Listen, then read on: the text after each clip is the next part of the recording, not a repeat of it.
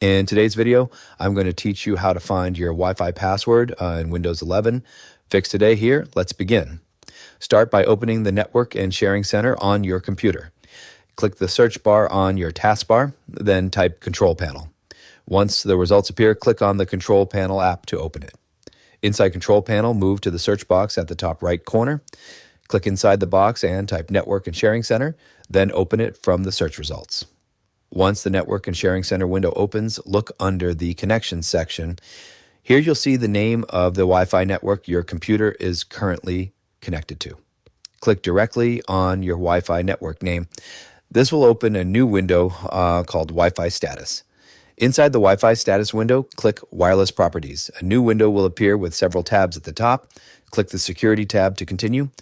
Now look for the field labeled Network Security Key. At first, the password will appear hidden behind dots for security purposes.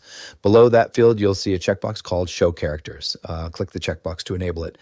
As soon as you check it, your Wi-Fi password will become visible inside the Network Security Key field. Take a moment to carefully read the password or write it down if needed.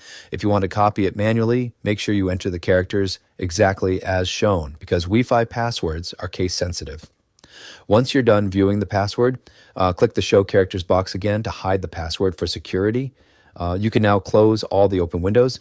This method allows you to quickly view the saved Wi-Fi password for the network currently connected to your Windows 11 computer without needing to reset your router or reconnect your devices. Alternatively, you can also click the settings icon, then open Network and Internet from the left sidebar.